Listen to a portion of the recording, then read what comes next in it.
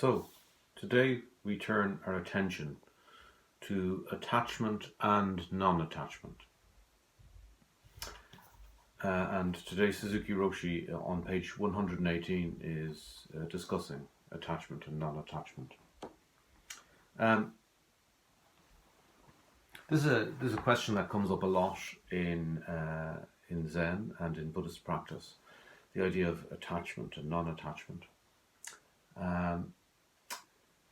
One of the recurring things is that people strive towards non-attachment in their practice. And then when they find attachments, likes, or that they're orientated towards love in some way, loving someone or liking something, they say, well, that's bad, I should be non-attached. So they're in love with the idea of, in fact, non-attachment. They are attached to the idea of non-attachment. So this is something of a bind, really. That we are attached to some beauty is also Buddha's activity, says Suzuki Roshi today. So, that we are attached to some beauty is also Buddha's activity. That we love, that we have people that we love, we have things that we love. This is also Buddha's activity. So to be attached to cutting those off and being non-attached to them in a conventional way is not what we're talking about here. Dogen Zenji said, even though it is midnight, dawn is here. Even though dawn comes, it is night time. So within night there is day, and day there is night. So there is a unity. There is a unity between these things, and we are not attached to one or the other. The kind of statement conveys the understanding transmitted from Buddhas to patriarchs. Zazen practice and everyday activity are one thing. So it's almost like in this teaching today from Suzuki Roshi, every odd sentence contains the entire teaching. So Zazen practice and everyday activity are one thing. That sentence, for example. So we may be attached to our Zazen and want to run away and just do Zazen on our own all the time and turn our backs on everyday life. This is not the Zen way. Ordinary life, with our loves and hates, with our attachments as well, is also Zen practice. Zazen and everyday life are one thing.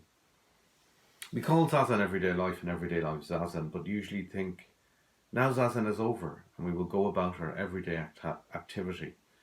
But this is not the right understanding. They are the same thing. Each existence depends on something else. Strictly speaking, there are no separate individual existences. There are just many names for one existence. Strictly speaking, there are no individual existences. All is one.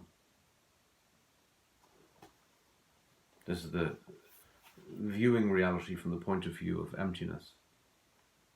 There are just many names for one existence. Sometimes people, however, put stress on oneness, but this is not our understanding. We do not emphasize any point in particular, even oneness. Oneness is valuable, but variety is also wonderful. Ignoring variety, people emphasize the one absolute existence. But this is a one-sided understanding. In this understanding, there is a gap between variety and oneness. But oneness and variety are the same thing, so oneness should be appreciated in each existence. That is why we emphasize everyday life, rather than some particular state of mind. We should find this reality in each moment and in each phenomenon. This is very important. This is a very important point. So, to be intoxicated with zazen, or to be intoxicated with oneness or to be intoxicated with non-attachment is the wrong understanding. It's quite a subtle teaching, in fact. The activity of the bodhisattva is within the ordinary samsara, within the ordinary world. In fact, this duality is totally broken through, and that's what Suzuki Roshi was talking about at the start of today's teaching, when he's talking about day and night. Day contains night, night contains day. In fact, they're just two different names for one phenomenon. Two for each side of one phenomenon. So the Zen understanding is a profoundly non-dualistic understanding. And that is why really being attached to attachment itself is a dualistic understanding, or to be emphasizing oneness above variety, or emphasizing Buddhist practice over working in the office, or taking the bus into town, or doing your job, doing all the ordinary things that we're concerned with. So attachment can become this kind of a problem. And, I suppose this is a very Mahayana emphasis, because the flavor of some of the earlier practices within the Buddhist tradition was very much to push away the habitual everyday world as the problem, as the source of the problem, as the source of samsara. But the Mahayana way reconciles these two and breaks through the duality of samsara and nirvana. It is recognizing that nirvana is here within the heart of samsara. Dogen Zenji said, although everything has Buddha nature, we love flowers and we do not care for weeds. This is true of human nature. But that we are attached to some beauty is itself Buddha's activity. That we do not care for weeds is also Buddha's activity. We should know that. If you know that it is all right to attach to something. This might surprise some people. Suzuki Roshi saying, if you know this teaching, it is all right to attach to something. If it is Buddha's attachment, that is non-attachment. So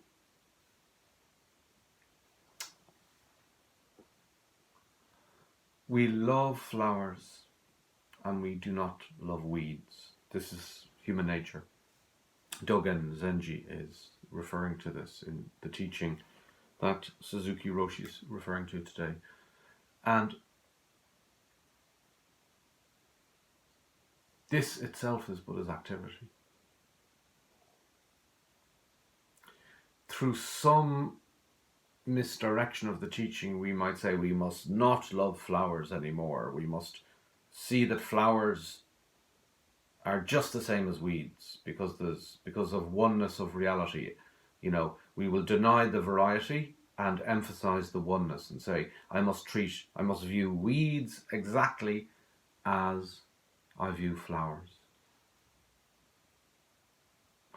But Suzuki Roshi is saying no. There's something subtle going on here. Yes, it is true that we do not bring a discriminating mind to things. But we don't bring a discriminating mind simultaneously to our approach of discrimination and non-discrimination. You see, let me put it simply, we don't overthink it. We don't overthink it. Having encountered the teachings, we can live naturally. We can still love flowers and dislike weeds in a very ordinary, conventional way. But in a deeper way, we simultaneously know that there is this oneness. We honor both, because to honor one is a lopsided approach, a misguided approach to the teachings and to living, in fact. because the teachings are theoretical. Living to being.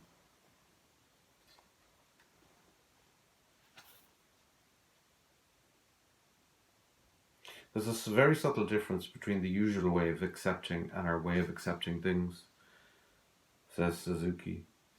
Although they may seem exactly the same, we have been taught that there is no gap between nighttime and daytime, no gap between you and I. That means oneness. But we do not emphasize even oneness. If it is one, there is no need to emphasize it. The true teachings don't even need to be articulated. They are. They are. Before talking about Dharma, before talking about Buddhism, before talking about Christianity or Islam or Judaism or the Dharma or anything, they are. They are.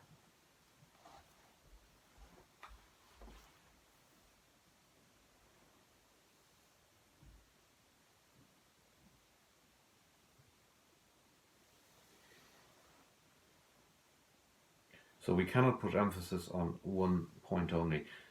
As Dogen says, a flower falls even though we love it, and a weed grows even though we do not love it. Even though it is so, that is our life.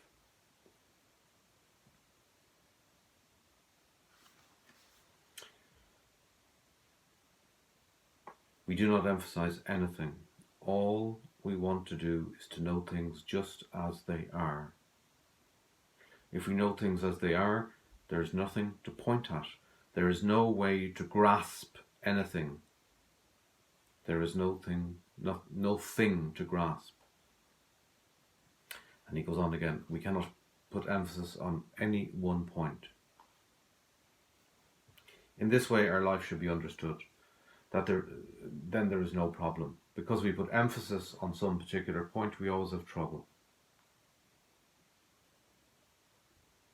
We create some idea of unity or variety. You are caught in an idea. And you have to continue this endless thinking, although actually there is no need to think about it. No need to think about it. This is the true understanding transmitted to us from Buddha. So, attachment and non-attachment.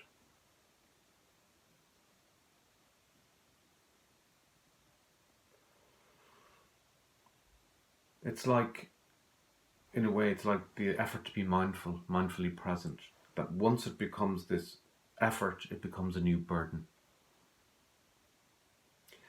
A student of mine recently said to me, I'm trying to be mindful all the time. I'm trying to be mindful and I'm finding it really hard because I keep losing concentration. This kind of concentration can lead to a kind of exhaustion. Swallow the teachings and then digest them.